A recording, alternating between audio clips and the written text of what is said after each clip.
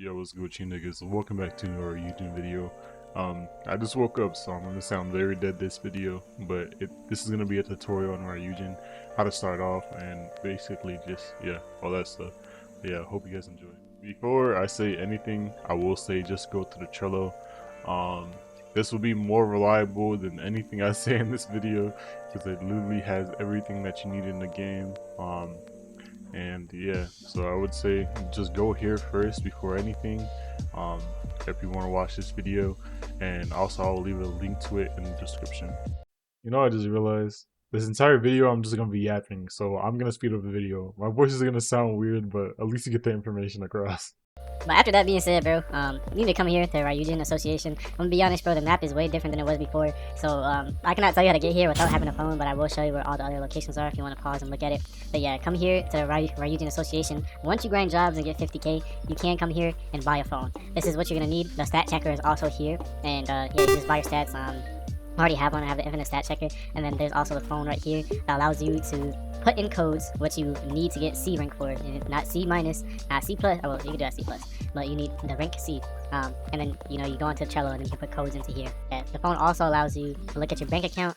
It also allows you to look at your jobs. I don't do very much jobs anymore because I have a gang base now, and me and my friends just take the flags. But yeah, you can also do jobs by doing this, and then the jobs will be around the city and stuff. I'm gonna use my skateboard because I'm big as shit. Hold up one.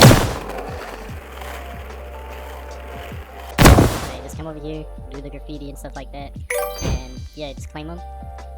And once you complete all of them, they'll give you the cash. Just pretty straightforward. I'm sure you guys have more than room temperature IQ, so you just have to figure out how to do the job. Just go to the marker, click on it, and you should be good after that. God damn, bro, this shit on my phone, bro, get it off! Money, you could also do things like clicking the ATM. The ATM is drop. Damn, bro! Why so loud? Okay, you can hit the ATMs and you gotta cash like that. And yeah, the game is lagging, so it's not giving it to me. There you go. And then there should be also cash registers around the map that you can destroy.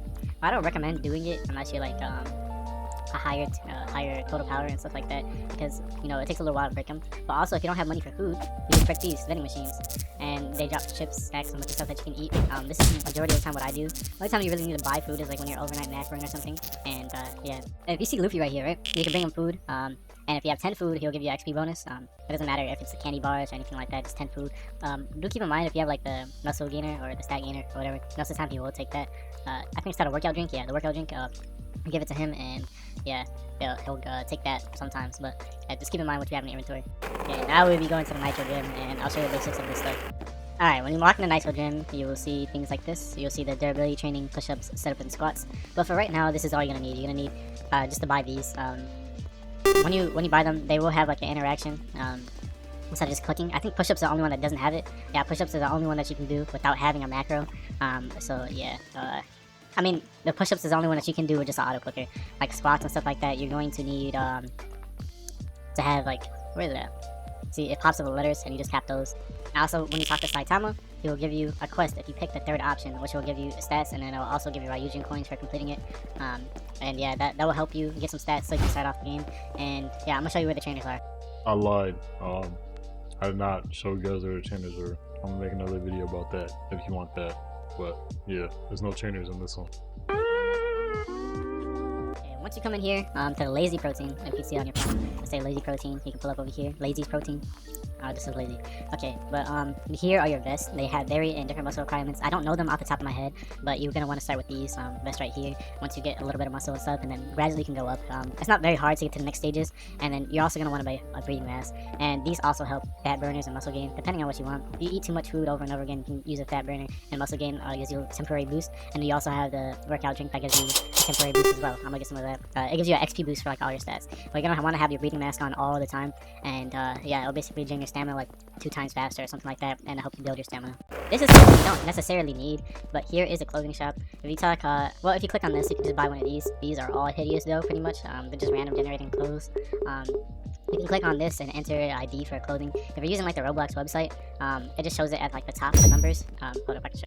Say for example, you want this piece of clothing right here. You just go up to the top where it says this number. Okay, you copy that, and then you go back into the game, and then you put the shirt in. Make sure you're doing the shirt and the pants. You can buy your Ryujin coins or 30k. I suggest don't waste your Ryujin coins on this.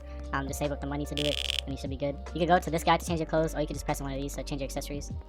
And yeah, now I have this shirt.